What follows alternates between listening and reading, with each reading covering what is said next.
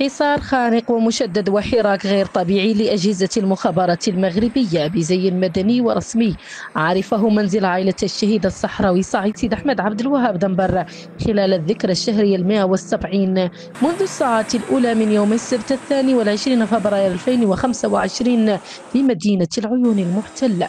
ظلوا طيلة النهار مشددين الخناق على العائلة وكل الأزقة المجاورة، ومنعوا كل من حاول الولوج إلى المنزل لمشاركة العائلة في الذكرى، كما تعرضوا للاستفزاز والتهديد من طرف عناصر من المخابرات والجلادين المغاربة.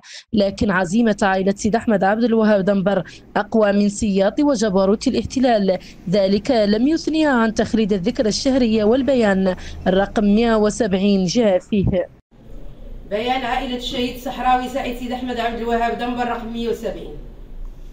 تحل اليوم الذكرى الشهرية 170 لاغتيال الشهيد الصحراوي الشاب سعيد سيد أحمد عبد الوهاب دنبر برصاص الشرطة المغربية بتاريخ 22 دجنبر 2010 في أعقاب التدخل العسكري والبوليسي ضد المدنيين الصحراويين العزل النازحين بمخيم قديميزيك 12 كيلومتر شرق مدينة العيون بالصحراء الغربية، مع ما صاحب ذلك من جرائم وانتهاكات جسيمة لحقوق الإنسان. وككل شهر نلتقي كعائلة وكمتضامنين اليوم للتنديد بكل الجرائم التي طالت أبناء الشعب الصحراوي الأبي على يد أجهزة النظام المغربي الهمجية ومن جهة ثانية، لنضع المنتظم الدولي من جديد أمام مسؤولياته التاريخية في حماية حقوق الإنسان بالصحراء الغربية. نجتمع اليوم بعد مرور 170 شهرا لنجدد العهد على مواصلة الكفاح السلمي من أجل التنديد بأساليب الدولة المغربية البالية التي ترمي إلى منع ومصادرة أبسط الحقوق الأساسية للشعب الصحراوي، من قبيل الحق في التجمع والتظاهر السلمي وحرية التعبير، والتي كان آخرها منع العديد من المراقبين الدوليين من دخول الصحراء الغربية. وإذ نذكر اليوم بما لحق عائلتنا وعائلات الضحايا الصحراويين والعديد من المتضامنين خلال الأشهر 170 الماضية، والتي أكدته عديد بيانات الإدانة وتقارير المنظمات الدولية، وفي ظل الحصار الذي يعرفه منزلنا كما تعرفه مدن وقرى الصحراء الغربية من طرف الأجهزة الاستخباراتية المغربية. نخبركم ونخبر الرأي العام الدولي استمرارنا في المطالبة بحقوقنا المشروعة وبحقوق كافة الضحايا الصحراويين، خصوصا ضحايا القتل خارج نطاق القانون والقتل السياسي. كما ننتهز هذه الفرصة لتقدير الجهود الجبارة لكل الهيئات والمنظمات الصحراوية والدولية والمؤسسات والبرلمانات والضمائر الحية عبر العالم التي تقف إلى جانبنا وتدعم نضالنا ونضال الشعب الصحراوي السلمي والحضاري، مجددين تشبثنا بمطلب وضع آلية أممية لمراقبة حقوق الإنسان بالصحراء الغربية والتقرير عنها، ومن أجل إطلاق سراح جميع المعتقلين السياسيين الصحراويين بالسجون المغربية والكشف عن مصير مئات المختفين الصحراويين مجهولي المصير.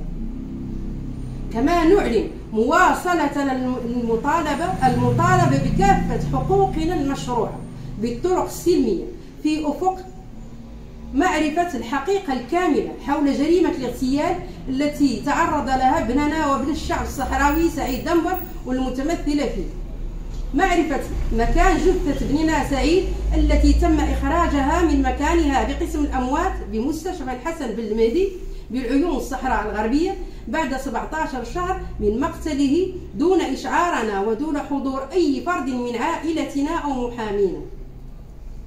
إجراء تشريح طبي شرعي وفق المواصفات المعمول بها دوليا في هذا المجال لمعرفة ظروف وملابسات اغتياله واحتمالات تعرضه للتعذيب قبل وفاته.